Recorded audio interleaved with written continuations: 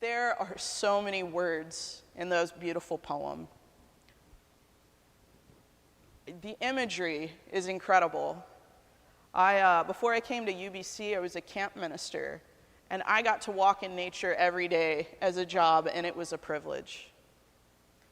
It is very overwhelming when the lights are completely out, and there's nothing there but you and God and the sounds of the cicadas, the rush of the water, and the whisper of the trees in the wind.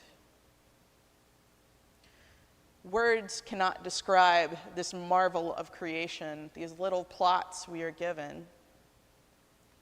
But the word in here that sticks out to me is dominion. Dominion, or dominate, doesn't seem quite right. As humans, we have tried to dominate our surroundings as we are scared of them or need resources. But domination can be so dangerous. We drive species to extinction, yet we let others live in our homes. Now, I love dogs. I named my dog Princess Megatron, the first Duchess of Wiggletopia, Destroyer of Worlds, not because it's ridiculous, but because I love her and it's ridiculous. She tried to help me with my yoga this morning. She's not the most helpful, but the encouragement was there. The same goes with my other two dogs. The Tillinator also tried to help, while Dobby perched on the couch looking at me, judging me, as if she could do downward dog better than me. Well, she can, so that's fair. But dominion, I don't want to dominion them. I don't want to dominate them. But it also means the hard things. It's hard to look in your puppy dog's eyes and be like, no, you don't get this treat. It's a little easier when their wet nose is on your leg, but still, it's hard.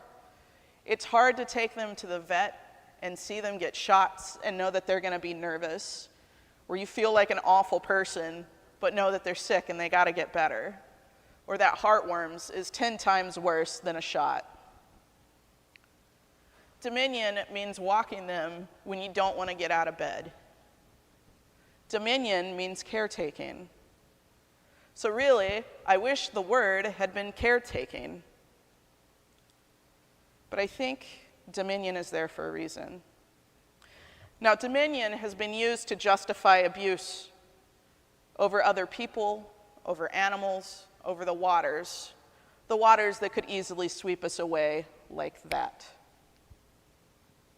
How you use the word dominion says a lot about your relationship to power, because how you treat animals is indicative of how you treat other humans.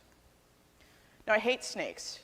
Part of that's from being a camp minister. Part of that I discovered while watching Aladdin with Andrea, that the bad guy turns into a snake, and I was like, oh, there's my primal fear. Thank you, Drea. Part of it is just I don't get it. I don't understand it. They move along, and I don't understand the science. Now, there's two things I could do there. Say, I don't understand you, therefore I don't want to understand you, therefore I will destroy you. Or it can be like, hey, I don't understand you. I don't like you. You make me nervous, but I could learn about you and learn to be in the ecosystems. The fact is, as nice as it would be to exterminate all mosquitoes on the planet, the ecosystem would collapse like a net. The birds wouldn't be able to eat them. So then the other animals couldn't eat the birds. And it would eventually get up to us. Without mosquitoes, we wouldn't have food, which is a wild thing to say. How you use the word dominion shows how you treat other people and the planet. For if you are harmful to the planet, do you really love your brother as thyself?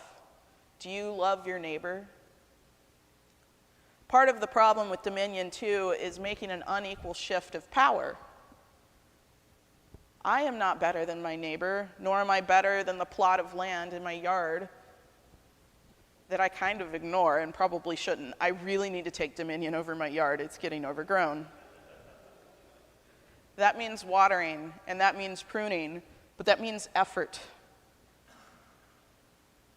It means, yeah, you can go vegetarian, but if you're not taking care of the animals that are already here, have you really made an impact? Well, sure, but where's your heart at?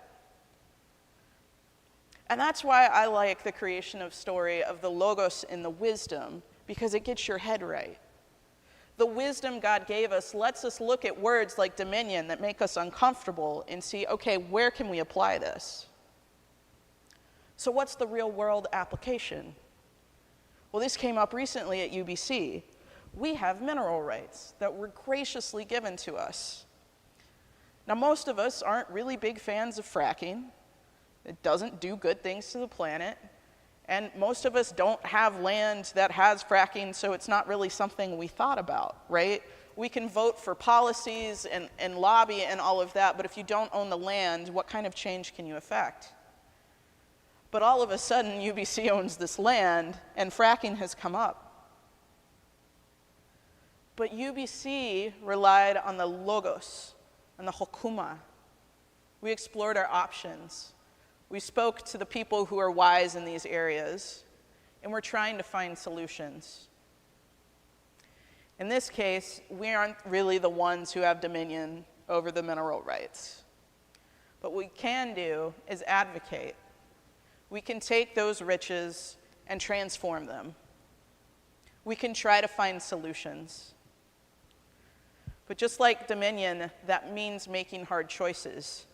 It means joining yet another committee and working on it for our ecology. But the reality is, what are we leaving for our children? What are we leaving for Claire and Dom, Andrea and Ruby and Lena and Mara and Gabriel, in Gage and Ella and Will and Nate and Chari? What are we leaving for them and their kids? I don't know.